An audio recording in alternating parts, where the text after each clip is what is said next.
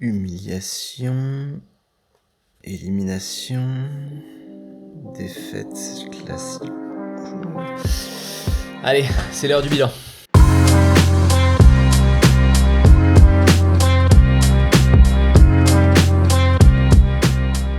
Au passage, n'hésitez pas à vous abonner, liker et commenter, c'est le meilleur moyen de me soutenir et ça fera plaisir à tonton.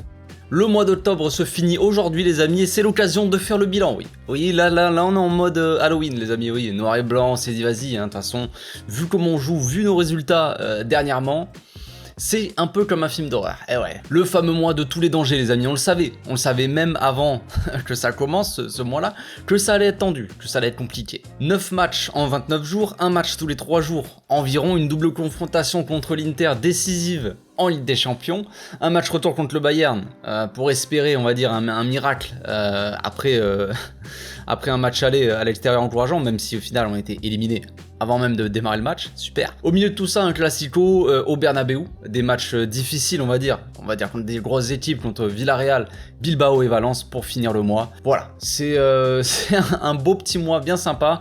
Et avant de commencer ce bilan de ce mois, comment ne pas parler des conséquences de cette trêve qui nous a clairement flingués les amis, oui. Araujo, Koundé, Memphis, Frenkie blessés avec leur sélection et Bellerin blessé à l'entraînement. Bon voilà, c'est Bellerin, vous allez me dire c'est pas très grave, mais en attendant ça fait toujours un joueur de moins. Voilà. Donc à ce moment-là, avant de commencer le mois d'octobre, le Barça est deuxième au classement de la Liga, à 2 points du Real Madrid.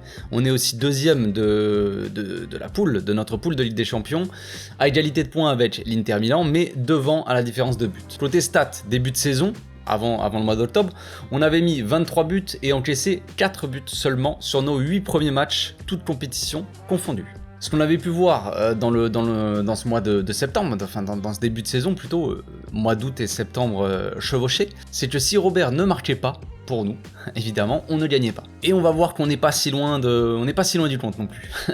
Au final, ce mois-ci, c'est encore un peu la même chose. Donc on démarre contre Mallorca, l'équipe la plus faible sur le papier, on va dire, mais on le sait, ce match-là est très compliqué. Un bus qui aurait pu nous préparer au deuxième bus après contre l'Inter, voilà. Assez marrant de voir d'ailleurs que pour ce match-là contre Mallorca, on avait une défense qui était assez similaire à notre dernier match là du mois.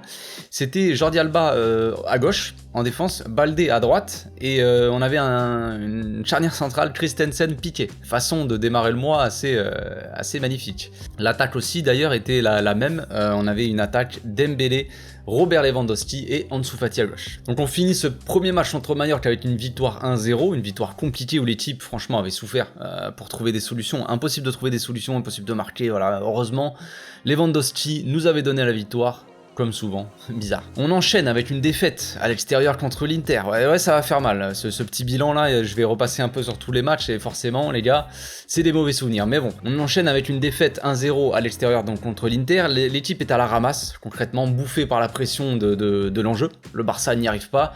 Xavi aussi n'y arrive pas, réagit trop tard. Beaucoup trop tard et l'équipe se réveille en fin de match, mais comme j'ai dit, trop tard, éliminé déjà. On le savait pas encore, mais on était éliminé. Donc on perd le match et là c'est le début des ennuis. Au passage, on perd aussi Christensen sur blessure. Une fois de plus en défense, notre défense est décimée, mais bon, c'est génial. Donc Xavi doit composer avec tous ces blessés là en défense. La défense est en ruine, défense qu'on avait renforcée au mercato, les gars. On s'était dit on va acheter Christensen, Koundé dans l'axe, Bellerin, Marcos Alonso sur les côtés. Bon, je dis pas que c'est la folie, mais en attendant, on achète 4 défenseurs, les gars, pour renforcer cette défense. Oui, on fait partir l'anglais, on fait partir Mingueza, on fait partir Umtiti, que des grands joueurs. Mais on fait venir quand même des mecs qui normalement ont de l'expérience et qui sont bons aussi.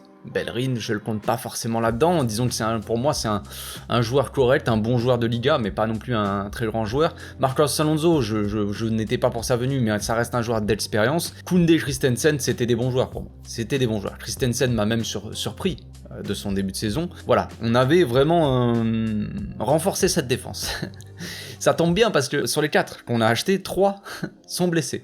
Il reste plus que Marcos Alonso, qui doit dépanner en défense centrale d'ailleurs. Même Araujo, du coup, qui n'est pas un renfort, mais en plus de ça, se blesse. Donc voilà, c'est super. Vient ensuite le Celta Vigo.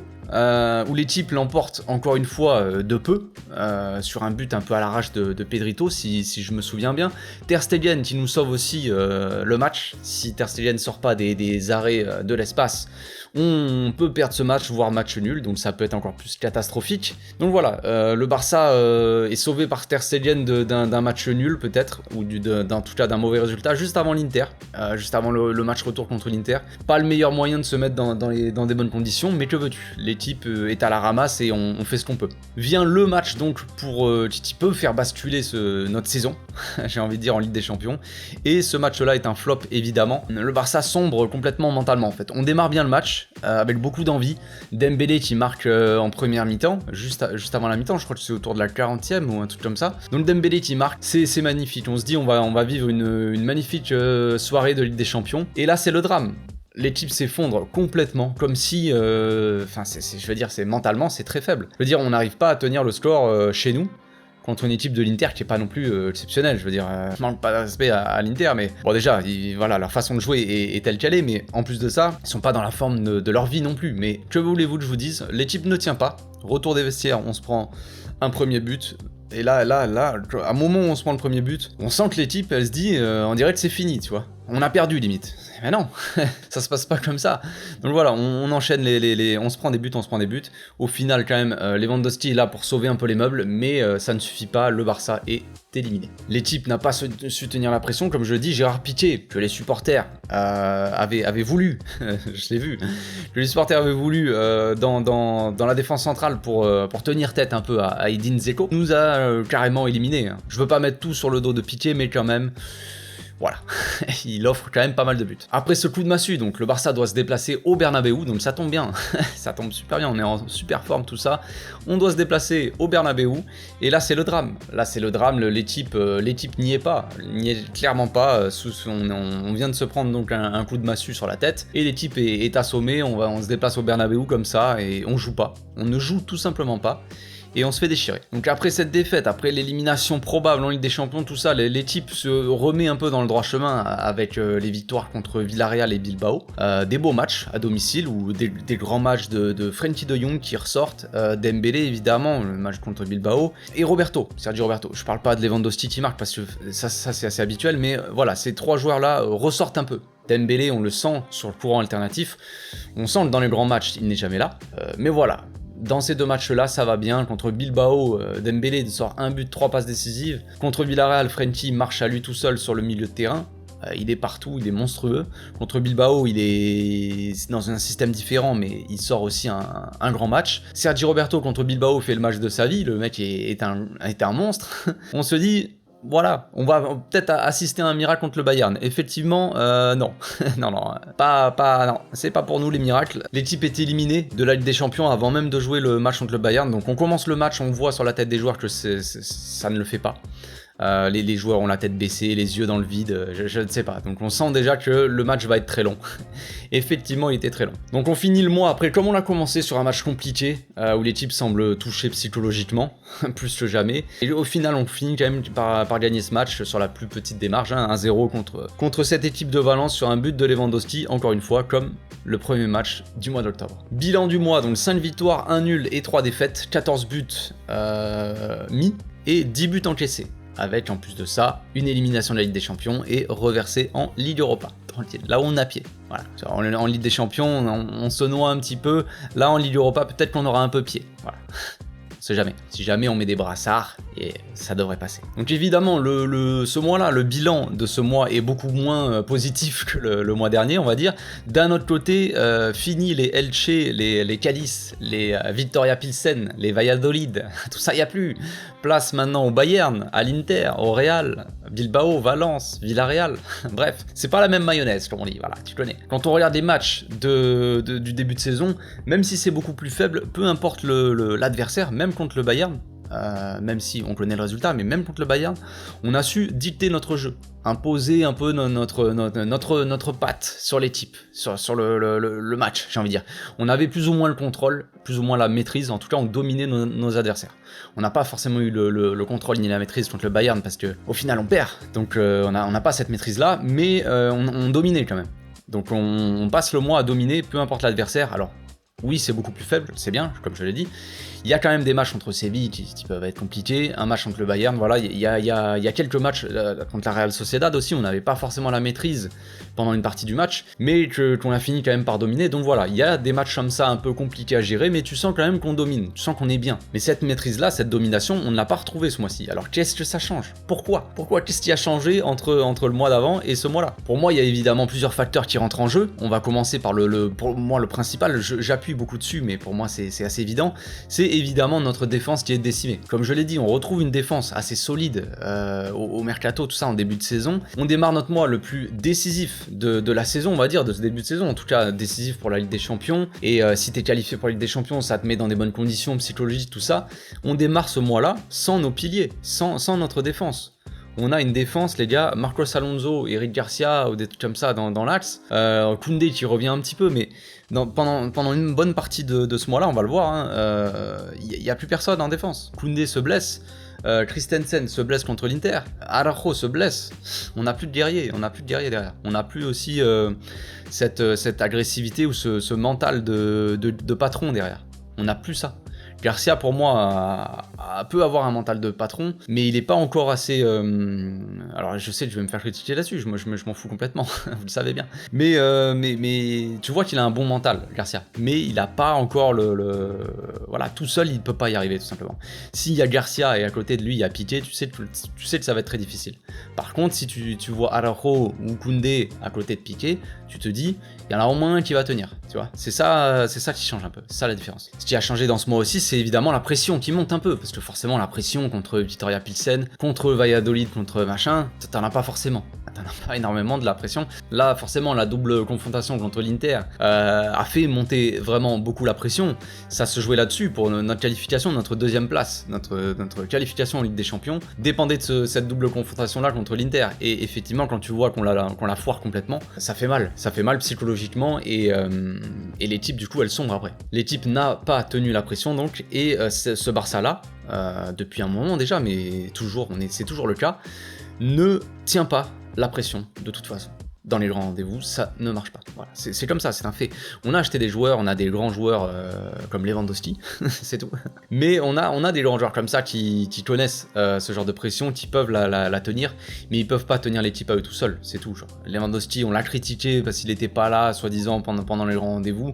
Il y a eu beaucoup de critiques sur lui, mais je suis désolé, il peut pas faire tout seul. Ça marche pas comme ça. Voilà, s'il n'est pas aidé par ses coéquipiers, s'il reçoit pas de ballon, s'il est bien enfermé par les défenseurs, c'est comme ça que l'Inter aussi nous a battus, c'est compliqué. Derrière, il n'y a personne d'autre pour faire la différence. Voilà. En plus de cette pression donc qui est montée, c'est la cadence aussi des matchs qui s'est accélérée. 9 matchs en 29 jours contre 5 matchs en septembre. Bon, il y avait la trêve aussi, mais la trêve, vous savez, les gars, c'est 2 matchs. Donc bon, voilà, il y a les voyages, peut-être les trucs, mais en soi, tu te dis, il y a quand même moins de matchs. C'est moins la course. Dans ce mois de septembre là, c'était un peu plus tranquille. Là, c'est des matchs tous les 3 jours, pendant 30 jours.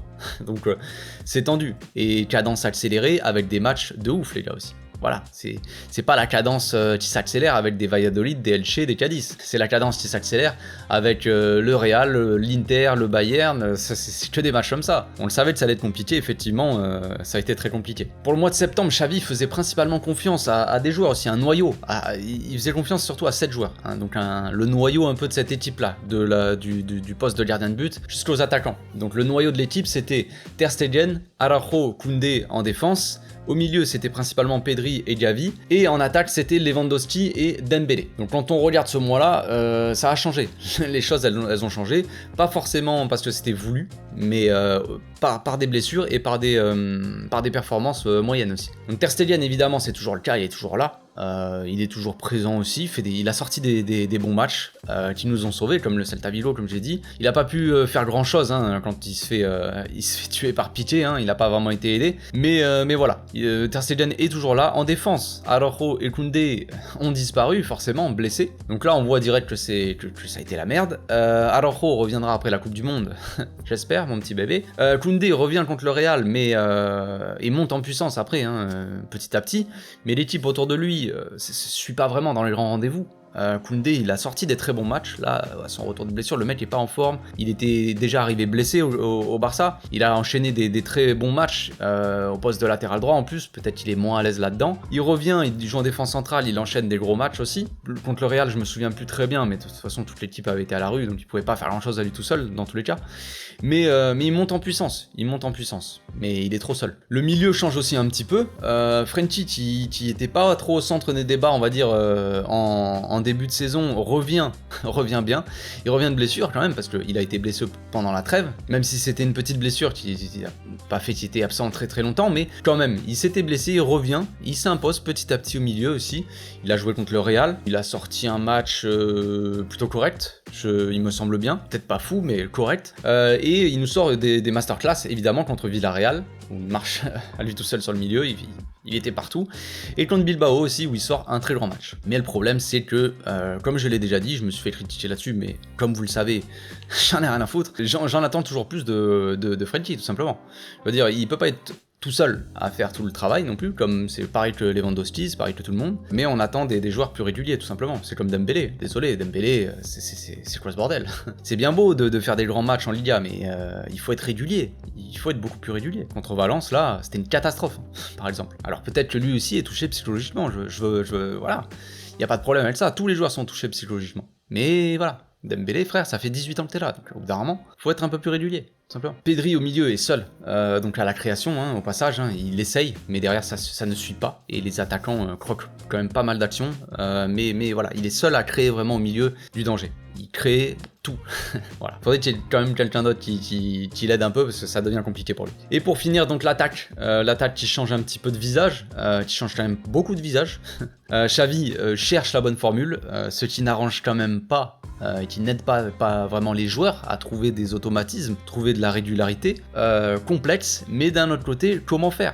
Rafinha, qui était très utilisé en début de saison, commence à sombrer, on va dire, et à de moins en moins bien, on va dire. On avait une attaque titulaire, Lewandowski, Dembélé, Rafinha, qui au final commence à bégayer. Donc après on alterne avec Ferran Torres et Ansu Fati, qui alterne du coup entre le bon et les matchs catastrophiques qu'on ne souhaiterait pas à notre pire ennemi. Lewandowski, lui, est toujours là, et marque toujours, c'est le seul au niveau, comme je l'ai dit, c'est le seul, mais il n'est pas vraiment aidé par ses coéquipiers. Pour le moment, il porte l'attaque et un peu les types aussi à lui tout seul, à bout de bras, on va dire. Et le problème, c'est que voilà, je sais pas si ça va durer très longtemps. Ça va pas pouvoir trop durer éternellement, cette histoire. Au rayon des oubliés, on avait Jordi Alba et Gérard Piqué, qui avaient disparu de la circulation en début de saison. Et là, bon, avec les absences, avec les blessures, tout ça, ils sont revenus, évidemment. Est-ce qu'on s'en porte mieux? Je ne sais pas. Jordi Alba, au final, n'est pas si catastrophique que ça.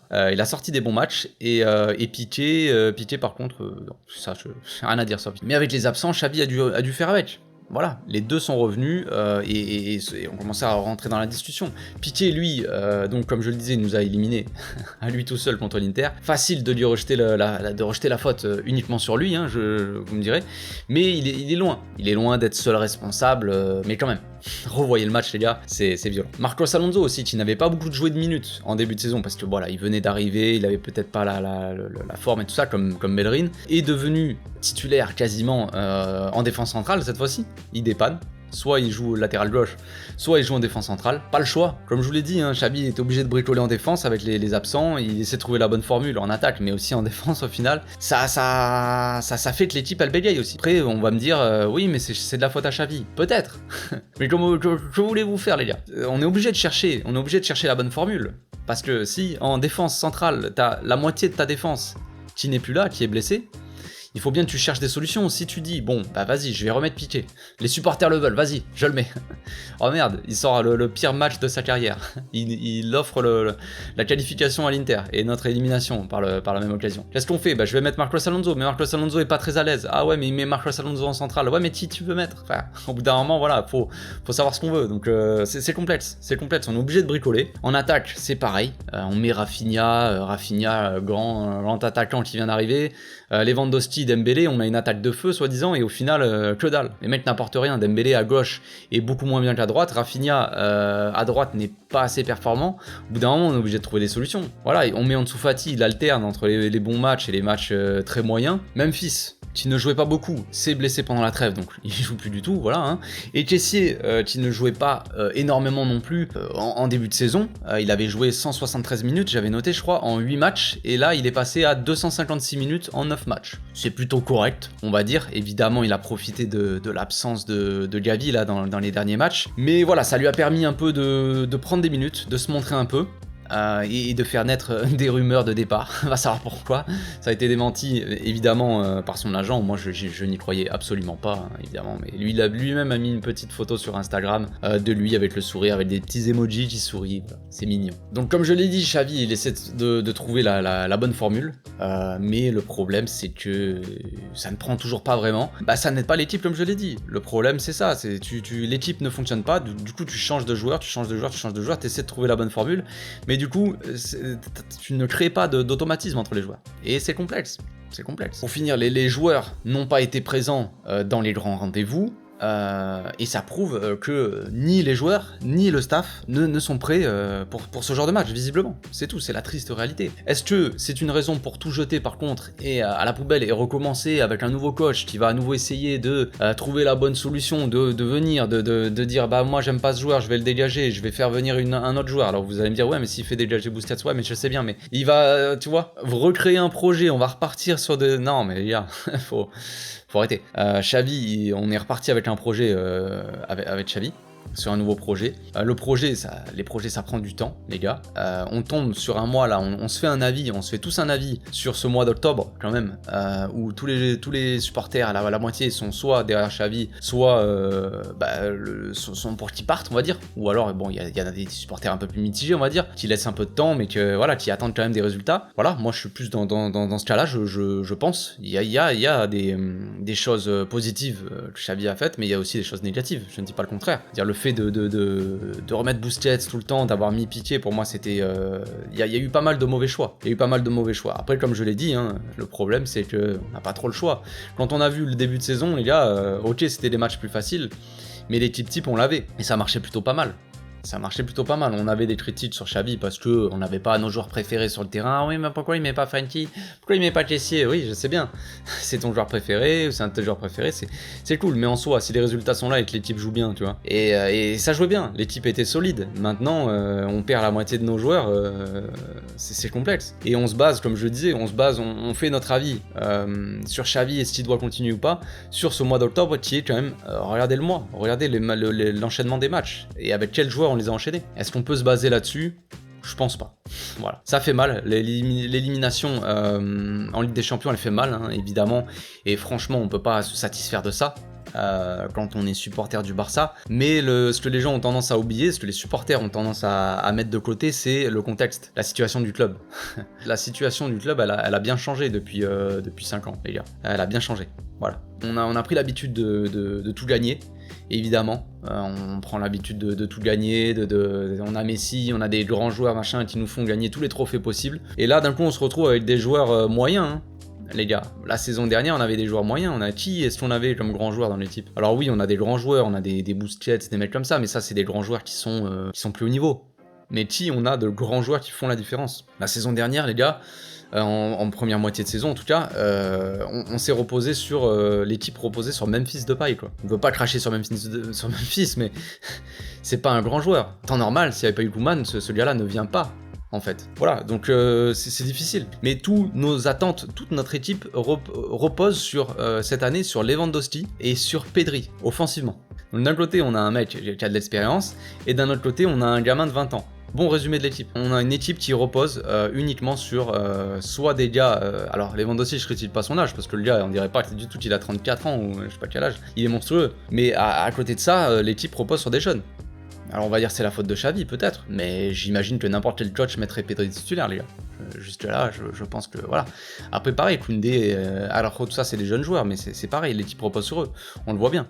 Ils ne sont plus là, il n'y a plus rien. Défaite sur défaite. Donc voilà, on attend une réaction de l'équipe, et on attend aussi évidemment des résultats, que les résultats s'enchaînent en tout cas. L'équipe est tout de même, pour finir, conclusion, l'équipe est quand même deuxième.